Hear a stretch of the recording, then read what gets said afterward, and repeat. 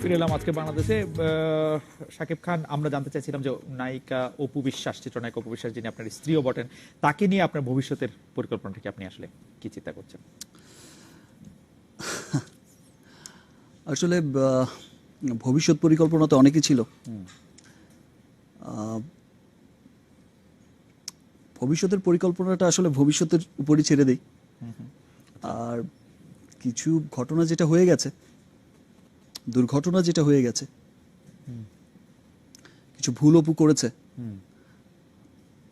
আমি আজকে সকালেই আমি অ্যাটলিস্ট আবরামের কথা চিন্তা করে অ্যাজ মাই ওয়াইফ আমি তাকে মন থেকে মাফ করে দিয়েছি।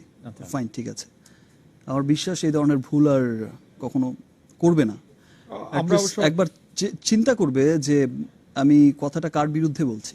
ওকে, আমরা অপু বিশ্বাসের দুই একটা কোট যদি দেখি, তাহলে সেটা দেখবো যে এটা ভুল বোঝাবুঝি ছিল। আমি চাই না আর জটিলতা সৃষ্টি হোক, সাকিবের সাথে কথা বলে আমি এখন সমঝোতা আসতে চাই।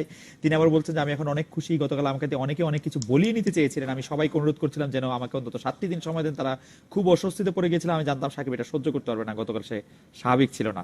মানে এই ভুলের ব্যাপারে আসলে মানে কিছুটা হয়তো তিনিও বুঝতে পারছেন।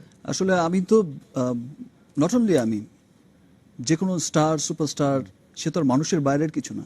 ওকে, সেও একজন মানুষ, তারও সমস্ত রকম উপলব্ধি আছে, তারও সমস্ত রকম ফিলিংস গুলো আছে। সত্যি সত্যি সত্যি কথা, আমাদের ভালো লাগা মন্দ লাগা, তারও সমস্ত ব্যাপারগুলো আছে।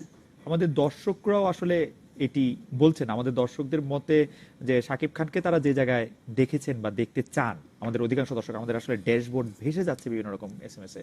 তা আমি যদি একটু সামারি করি, তাহলে এটা দেখা যায় যে তারা যে জায়গায় দেখতে চান, তারা আসলে কখনো দেখতে চান না যে শাকিব খান, তার স্ত্রী বা অপু বিশ্বাস, তার স্বামী, তাদের সন্তান, সেগুলি মিডিয়াতে এভাবে আলোচিত হোক বা এরকম একটি উদাহরণ সৃষ্টি হোক, যেটি আসলে সেটা আমার জন্য কোনোদিন কাম্য ছিল না।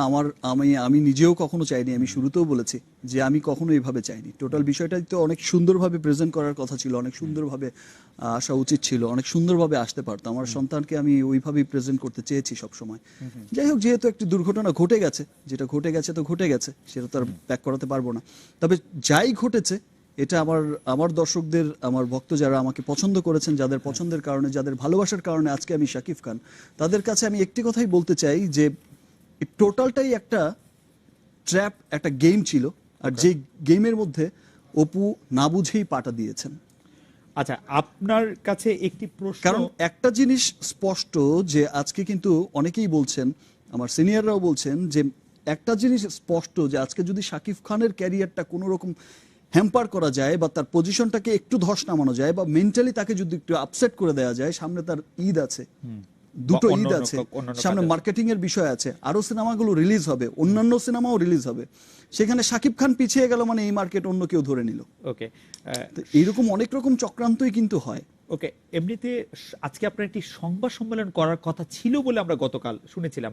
আপনি কি একটি সংবাদ সম্মেলনের কথা ভাবছিলেন? আজকে কি সকালবেলা এটি বাতিল করলেন? এটাও একটা অপপ্রচার, এবং এই অপপ্রচারটাও কিন্তু করেছে হচ্ছে যারা পুরো গেমটা সাজিয়েছে। যে তারা বলেছে যে শাকিব খান একটি সংবাদ সম্মেলন করবেন, একটি পাল্টাপাল্টি, এবং সেই গেমটাই এমন ছিল যে শাকিব খান একটা সংবাদ সম্মেলন ডাকছে, তার অপোজিটে অপু বিশ্বাসকেও একটা সংবাদ সম্মেলন ডাকতে হবে, তাকে বলেছে। ইনফ্যাক্ট তার বাসায়ও আমি দেখেছি যে অনেক সংবাদ সম্মেলনও হয়েছে, সমস্ত সাংবাদিকদের সমন্বয়ে সে কথা বলেই যাচ্ছে। আজকে সকালে কিন্তু আমি এত সুন্দরভাবে বিষয়টা হ্যান্ডেল করার চেষ্টা করেছি। তারপর ওই যে তাকে টেমপ্লেট করা হয়েছে, আবারও তাকে টেমপ্লেট করা হয়েছে যে তার 12টার সময় সংবাদ সম্মেলন, আমি নিজেই জানি না সংবাদ সম্মেলন। আচ্ছা, কিন্তু একটি একাধিক পত্রপত্রিকায় লেখা হয়েছে আপনাকে উদ্ধৃত করে যে আজকে আপনি একটি সংবাদ সম্মেলন করবেন। একটা পত্রিকা বা একটা কেউ কিন্তু বলতে পারে। যতজনই আমাকে ফোন করেছে আমি বলেছি কোত্থেকে পেলেন, কে বলেছে, আমি বলেছি না, আমার কোনো লোক বলেছে। প্রত্যেকটা টিভি চ্যানেল, প্রত্যেকটা প্রেস, যারাই আমাকে ফোন করেছে, কানেক্ট করেছে, প্রত্যেককে আমি প্রশ্ন করেছি যে সংবাদ সম্মেলন আমি ডাকবো, আমি জানি না, আমি বলেছি না আমার লোক বলেছে। তো এটা কে বলেছে ভাই, আমরা শুনেছি। তো একজনের কাছ থেকে দুজন, এই বিষয়টা কিন্তু ছড়ানো হয়েছে। কারণ আরেকটা সংবাদ সম্মেলন অপুকে দিয়ে করিয়ে, তাকে দিয়ে হয়তো বা ওই রকম ভাবে অনেকগুলো কথা বের করা, ওই এরকম তাকে টেমপ্লেট করা, আরো ঘটনাটাকে আরো কি বলে মশলা দিয়ে সেটাকে আরো প্রেজেন্ট করা, চটপটে করা, মশলাদার করা।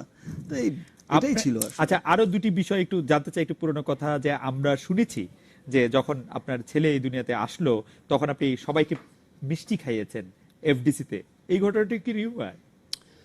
আমি মিষ্টি খাইয়েছি, আমি মিষ্টি অবশ্য আপনি নানা কারণেই খাওয়াতে পারেন, কিন্তু ছেলের জন্মের জন্য কোনো মিষ্টি? রাইট, আমি খাইয়েছি, আমি মিষ্টি খাইয়েছি। এবং আমি অনেককে- সাংবাদিকরা জানতেন অনেকে বিষয়টি ব্যক্তিগতভাবে? অনেকে হয়তো আজ করেছে, আচ্ছা, অনেকে বিষয়টা হয়তো, অনেকেই যারা আমার অনেক ক্লোজ ছিলেন, কাছের ছিলেন, অনেকেই হয়তো আজ করেছে, অনেক মিষ্টি কেন খাইয়েছি সেটা তো আর বলিনি, বাট এমনি মিষ্টি খাইয়েছি।